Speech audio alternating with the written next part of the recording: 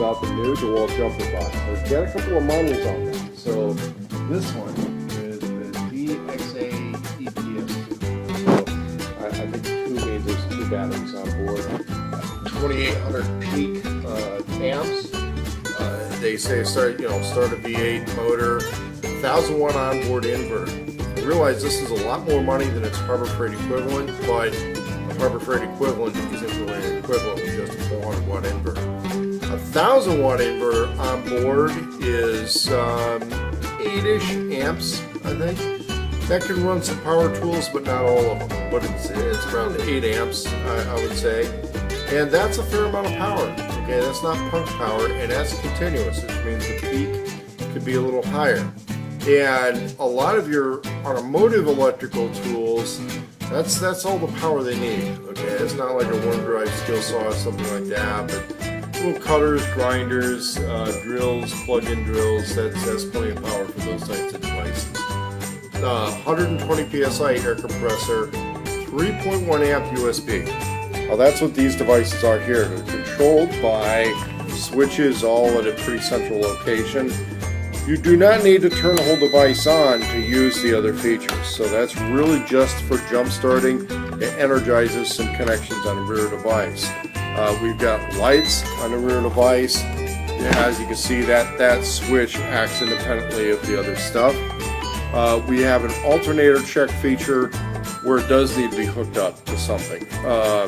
Basically, you hook it up in the jump starting mode, and it's going to check and see if this will, if the alternator in the vehicle is pushing enough amperage to charge batteries.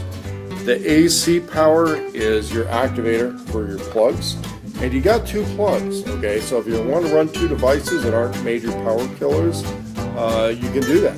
Okay, so if you want to run some fans and a light or some campsite stuff, you've got 2 plugs in, and the 2 smallish to medium-ish devices you're going to be able to run on that. And then you've got a switch for your USB. Now realize 3.1 amp is kind of a rapid charger on USB, so if you're using these all simultaneously, you are going to use power. You're going to use your power down, but the thing has a lot of onboard amperage too, so we're not that bad off. Okay, we're not that bad off. Indicator lights are going to let you know whether or not that stuff is on. That's kind of nice. And then let's see, we don't have an indicator light for the AC. Now, 1000 watts of AC coming out of this thing, and it's 12 volt onboard batteries. That's why this isn't going to use their power tool batteries. This has a couple of heavy lead acid or nickel metal hydrate batteries. These are not lithium. This is definitely a heavier device than what would have lithium on it. That's going to allow this device to transfer power to this device and charge your 20 volt power tool batteries or your flex volt batteries, which are charged in the 20 volt mode. Because this has an input and output on AC only. There's no DC input output on this. There's a DC output to charge batteries. That's all that thing's ever going to do. Okay, the DC output on this can't be used for anything else. But because these have both input and output power capability on them, one can charge the other. Okay, so this one can be charged from a 12 volt power source. This one cannot. This cannot be charged from any DC power source. It requires AC power, so it has to be charged from this thing in the AC inverter mode. You simply move your extension cords around. Now, how does this thing get charged in AC mode? Well, you've got some plugs at the rear. And what we have at the rear is our electrical connections. At the front, the only thing that's we've got electrical output. This is a little bit more input oriented, but there is a way to make this go output basically on these things. So what we have going on here is that's your plug. There's no power cord that ever came with this thing, which had me frustrated at first until I looked in here and realized what was going on. This tiny little plug is a 0.6 amp DC in, and 0.6 amp DC in is not much power. That's your little cigarette lighter setup here, and this is going to live in the little pouch here and probably never come out of it.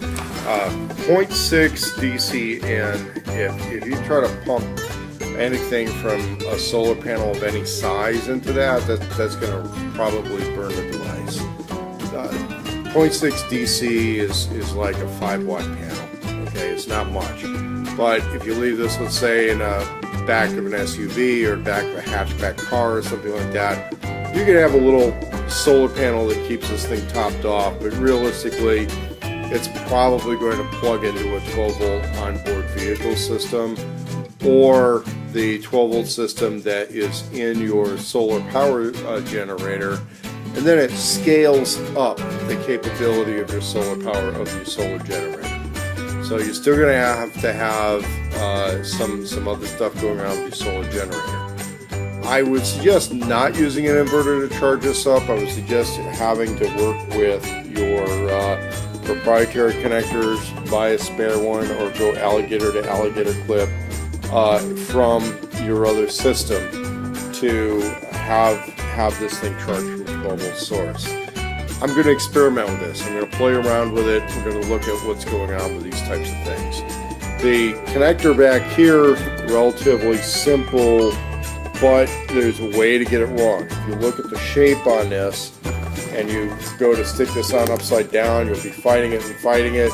Somebody strong and stubborn might be able to break that thing and just jam it in place, but you'll see from the shapes of this, it is supposed to only go in one way.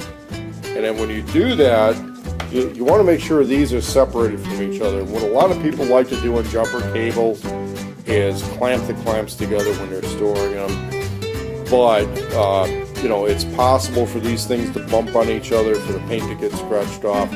That's one of the things you got to be careful of. The other thing I'm noticing on this is the cable's relatively short. And that is relatively short. It's more efficient that way, but depending on where that battery is located and that jump box location is, you've got to contend with that. Especially, this thing's pretty heavy. This thing's like 40-50 pounds. It's not a lightweight device. It's not a lithium battery in there. We've got a roll cage all around it. Looks like it's built to take some punishment. It's not waterproof. You've got vents all over this thing.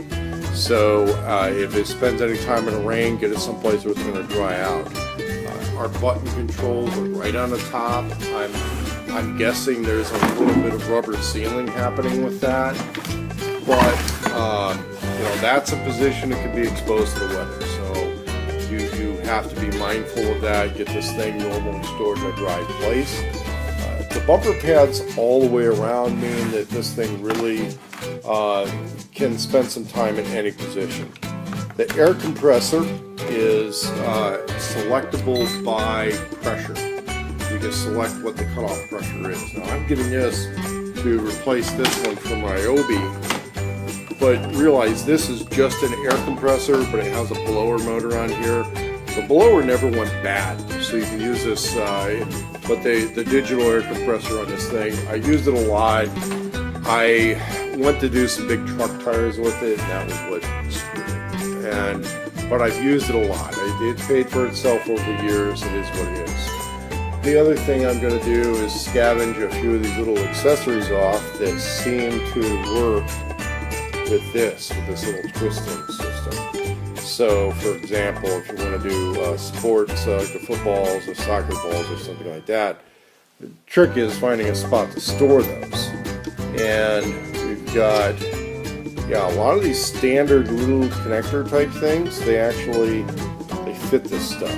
But it's probably at some point going to need an extension hose. So that's one of the things about this. It's going to need an extension hose. It looks durable. The cool thing is we can move power. We can move our electrical power from this over to this and actually increase our capability as we move power around these devices. That's what this new DEWALT system allows us to do. That's kind of neat stuff. It's relatively portable. Not something you would mount in your truck. I don't think this is something you mount. It's a carry-out item. And from a camping perspective, it's something that needs to be under the tent, under the camp and fly, not out in the weather. Anyway, if you have any questions, you can post them in the comment section below. I also have upcoming videos from these devices where I'm using them. I'm testing them, I'm using them. Some questions I may not be able to answer early on, I will be able to answer later when I have more experience with these devices.